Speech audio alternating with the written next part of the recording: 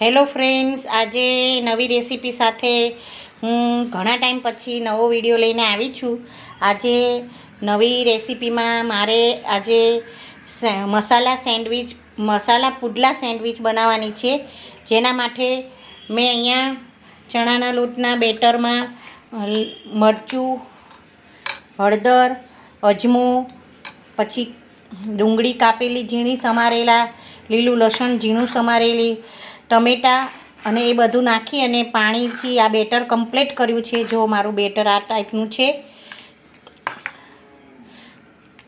બધા મસાલા સાથે આવી રીતનું બેટર બનાવ્યું છે. અહીંયા મેં બટેકાને બાફીને 250 ગ્રામ જેવા બટેકાને બાફીને એને લીલું લસણ, કોથમરી, મરચાં અને જે જનરલ આપણા મસાલા છે હળદર, મીઠું, ધાણા જીરું અને ગરમ મસાલાથી એને મેં માવો તૈયાર કરેલો છે. અને આ છે બ્રેડ. હવે આપણે અહીંયા એની સાથે ચા સાથે સર્વ કરીશું. એની ચા બની રહી છે અને હવે આપણે પુડલા મસાલા સેન્ડવિચ બનાવશું. પુડલા મસાલા સેન્ડવિચ માટે ચણાનું બેટર, બટેકાનો મસાલો, બ્રેડ અને ચીઝ અને તેલ, આટલી વસ્તુની જરૂર પડે છે.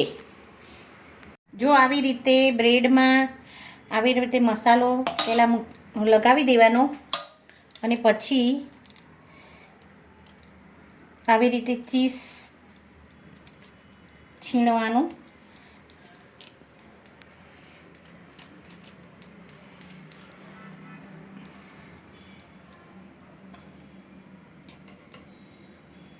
આવી રીતે ચીઝ ફેલાઈ દેવાનું.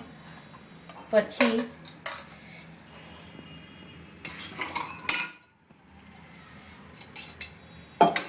થોડું કઢાઈમાં થોડું તેલ નાખી તવીમાં આવી રીતે બેટર લગાવી દેવાનું ચણાનું.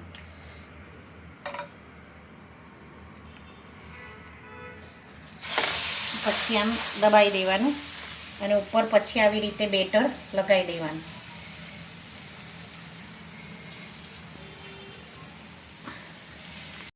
ધીમી રાખવાની અને પછી આવી રીતે ફરતું તેલ નાખી દેવાનું અને એને ચડવા દેવાનું.